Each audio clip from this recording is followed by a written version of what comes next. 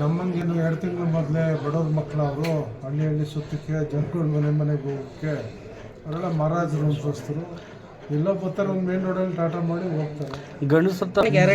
ದರೋಡೆಕೋರ ಕುಮಾರಸ್ವಾಮಿ ಜಗತ್ತಲ್ಲಿ ದರೋಡೆಕೋರ ಅಂತ ಹೇಳಿದ್ರೆ ಕುಮಾರಸ್ವಾಮಿ.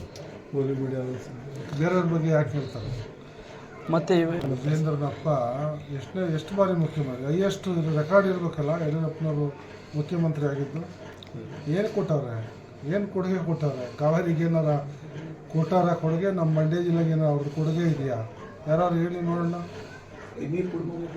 ಸರಿ, ಗುರುಚರಣ ಇವನು ಯಾವ ನಾಯಿ ಇಲ್ಲಿ ಹತ್ರ ಇದ್ದ? ಇವನು ಇದ್ನಲ್ಲ, ಯಾವ ನಾಯಿ ಹತ್ರ ಇದ್ದ? ಯಾವ ನಾಯಿ ಬಿಸ್ಕೆಟ್ ತಿಂತಿದ್ದ ಅಥವಾ ಇನ್ನೇನಾರು ತಿಂತಿದ್ದ? ಅದಕ್ಕೆ ಬೇಸತ್ತು ನಮ್ಮ ದೊಡ್ಡಪ್ಪ ಅವರು. ಇವನು ಇದ್ಕೊಂಡ ಬಿಸ್ಕೆಟ್ ತಿಂತಿದ್ದ, ಇನ್ನೇನೋ ತಿನ್ಕೊಂಡಿದ್ದ. ಇವನು ಯಾವ ನಾಯಿ ಆಗಿದ್ದ ಆಗ?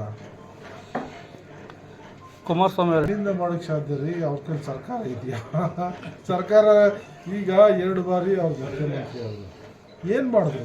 ಏನು ಕೊಡುಗೆ, ಶಾಶ್ವತ ಕೊಡುಗೆ ಒಂದು ತೋರಿಸಿ.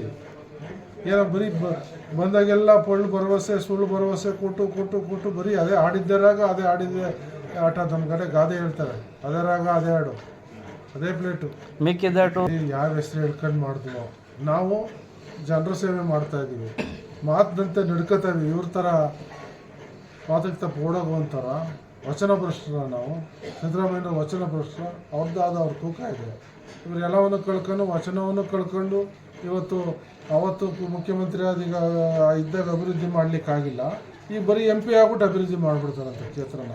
ಓಲಿ ಜನರು ಬದುಕು ಕಟ್ಕೊಡ್ತಾರಂತೆ. ಏನು ಬದುಕು ಕಟ್ಕೊಡೋದು ಇವರು? ಏನು ನಮ್ಮ ಜಿಲ್ಲೆ ಜನ ಏನು ನಿರ್ಗತಿಕರ, ಗತಿ ಇಲ್ದವರ? ಏನೋ ಇಷ್ಟೋ ಜಮೀನು ತಾತನ ಕಾಲದಿಂದ ಜಮೀನಸ್ಥರಿದ್ದಾರೆ ಹೆಚ್ಚಿನ ಸಂಖ್ಯೆಯಲ್ಲಿ.